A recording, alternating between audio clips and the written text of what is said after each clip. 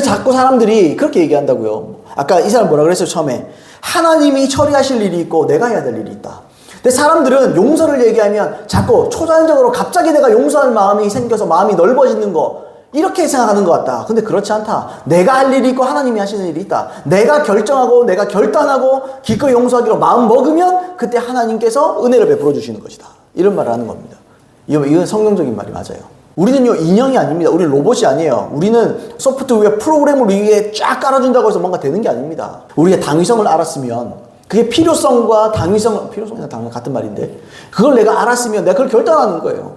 내가 결단하고 나는 주님, 나는 자신 없습니다만 나는 이렇게 하기로 결단하고 하나님 그렇게 내게 해주시길 간절히 소망합니다. 나는 그렇게 결정합니다. 그럼 하나님 은혜를 준다는 거예요. 네가 그렇게 결단했느냐? 네가 그렇게 원하느냐? 기꺼이 용서하기를 네가 참으로 원하느냐? 그럼 내가 은혜를 줄 것이다. 결단은 내가 합니다. 선택은 내가 하는 거예요. 그 다음은 하나님이 하시는 거예요. 근데 우리는 결단은 자꾸 포기해요. 뭐 때 되면 되겠지, 때 되면 안 됩니다. 뭐 언젠가 되겠지, 언젠가 되는 건 없습니다. 제가 자꾸 얘기하잖아요. 그런 얘기 자주 드리죠. 나중에 미래 언제 되겠지, 그런 건 없어요. 지금 해야 됩니다. 지금 사실은. 지금 내가 시작하면 하나님이 지금 은혜를 주는 겁니다. 내가 언젠간 되겠지, 여러분 미래에 우연한 기회에 하나님께서 은혜 주시면 그런 건 없어요. 내가 원해야 은혜 주는 겁니다. 구원도 그렇잖아요. 구원도. 하나님의 복음을 내가 지금 선택해야 은혜가 임하는 거지. 복음이 있는데 언젠간 가까이 하다 보면 돼. 그런 거 없어요. 그래서 여러분 선택해야 됩니다. 한 예를 들어드리길 원합니다. 코리 텐 붐 여사 아십니까? 코리 텐 붐. 이 사람이 네덜란드 사람이에요.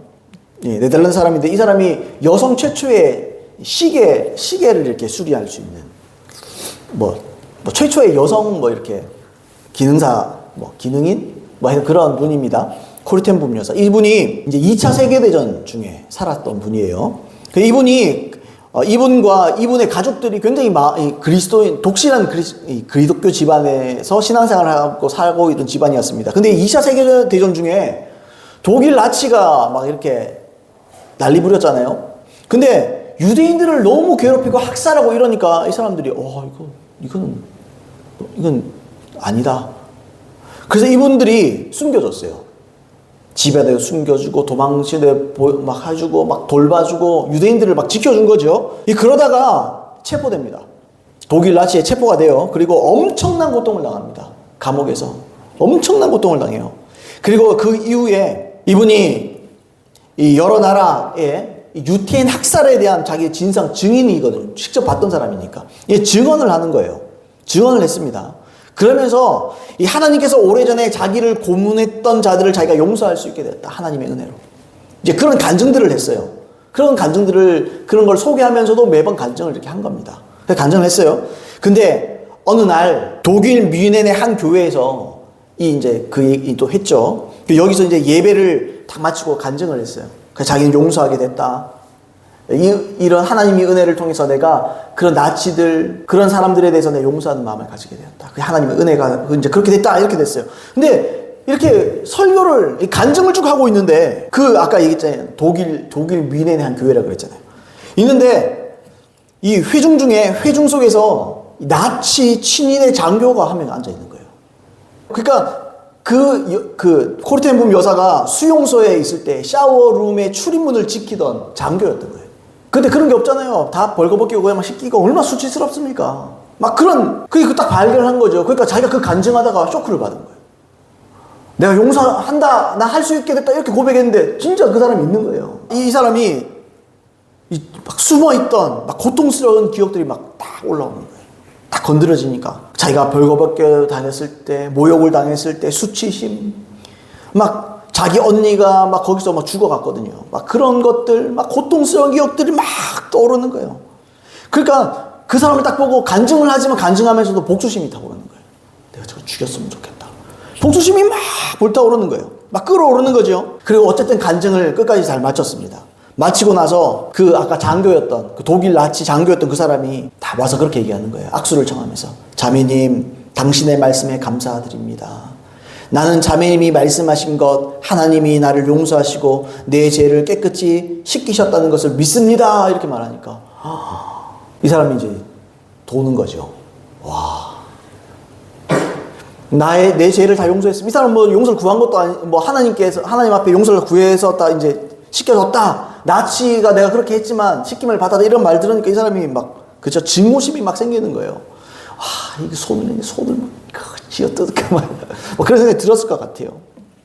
악수를 못 하는 거예요. 손을 딱 내밀었는데 그 말을 듣고 차만 자기가 악수를 못 하는 거예요. 악수를 못 해요.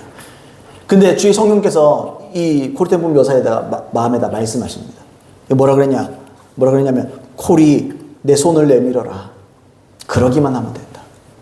네가 먼저 손만 내밀어라. 그러면 그 다음 내가 알아서 하겠다 이런 거죠. 그래서 용서할 수 있는 힘을 막 이렇게 그죠? 주시고자 이런 절박한 기도를 하면서 이 사람이 손을 딱 내밉니다. 근데 딱 손을 딱 붙잡는 그 순간에 전류가 통해요. 이 속에서부터 전류가 통하기 시작합니다. 그러니까 막 하나님의 우리를 향한 용서하신 은혜가 깨달아지는 거예요. 그러면서 그렇게 고백해요. 나는 하나님께 순종해서 내 손을 내밀었습니다. 그뿐이었습니다. 나머지는 하나님이 다 하셨습니다. 그러면서 이 사람 진짜 용서하게 됩니다. 고르텐 여사가 이때 진짜로 용서하게 되는 거예요. 손을 내밀었을 때. 자기는 용서할 수 있을 줄 알았어요. 자기는 용서한 줄 알았어요.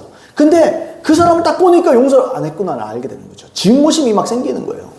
근데 하나님의 말씀 그대로 순종하고 손을 내밀었더니 하나님께서 깨닫게 하시는 거죠. 내 사랑을 깨달아라. 내 사랑을 깨달아라. 이처럼 내가 용서를 시작해야 용서할 수 있는 능력이 주어집니다. 그게 은혜라는 거예요. 주어진 능력, 그걸로 인생을 승리하고 사는 거 아닙니까? 그죠? 그게 은혜입니다. 은혜. 용서할 수 있는 은혜. 이건요, 그냥 안 옵니다. 모든 것이 다 그래요. 모든 것이. 여러분, 죄로부터 이기는 것도 마찬가지예요. 죄로 이기는 능력을 내게 부어주시옵소서. 그러면서 죄 짓기 쉬운 환경에 있으면 죄 짓지고 죄 안 짓겠어요. 그죠? 사람은 로봇가 아니라니까요. 그럼요, 피해야 되고 죄를 짓지 않도록 노력하고 애써야 돼요. 그래야 하나님의 은혜가 임하는 거예요. 똑같은 겁니다. 용서도 똑같아요. 내가 용서하겠다고 마음 먹고 손을 내밀어야 되는 거예요. 그런 기회가 왔을 때. 또 어떤 내가 용서하지 못하는 사람들을 봐야 된다. 뭐 이렇게 해야 된다 그러면요. 어떻게 해야 됩니까? 손을 뭐 내밀어라. 뭐 이런 것도 있겠지만 내 마음에 악의를 품지 않는 거예요. 내 마음에 앙심을 품지 않는 거예요. 용서합니다. 주님. 하나님 앞에 내 용서하기를 원하고 하나님 지금 이 시간은 은혜를 구하기를 간절히 소망합니다. 그렇게 그 사람을 대하기 시작하면 됩니다. 그럼 용서할 수 있습니다.